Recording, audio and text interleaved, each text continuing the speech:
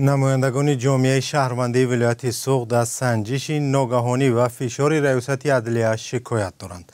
مسئولان چند تشکیلات جمعیتی گفتند مقامات با نقض قانونگذاری و بدون آگاهی قبلی به سنجش کاری آنها شروع کردند. مقامات رسما در این باره صحبت نمی کنند. همکارم کیومرث عطا موضوع را آموخته برای شرحی بیشتر همراه ماست. کیومرث سلام. شکایت جامعه شهروندی ولایت سوخت چی است؟ سلام عبدالمومن و درود بر بیننده های عزیز.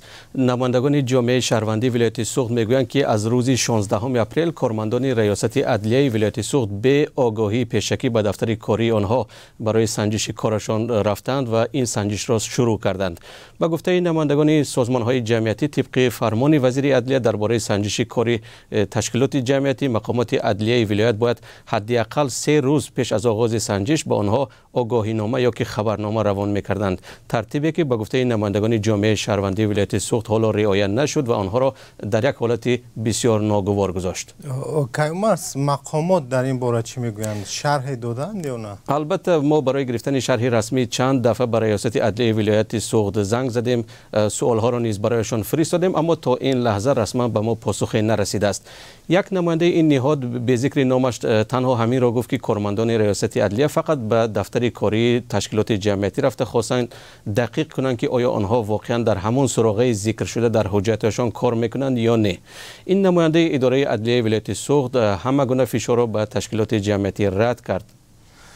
کیومرث اگر هدف تنها انیق کردن سراغه حقوقی باشد، پس نگرانی کارمندان تشکیلات جمعیتی در ولایت سوخت در چی است؟ عبدالمومن نمایندگان جامعه شهروندی سوخت میگویند که البته هدف مقامات تنها سنجیدن این نیست که آنها در سراغه ثبت شده کار میکنند یا که نه.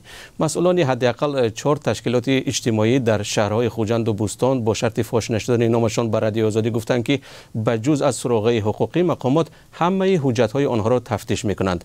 ترس حامیان حقوق در ولایت سوخت این است که مقامات با این سنجش‌های ناگهانی زمینه قطع کاری آنها را فراهم میکنند.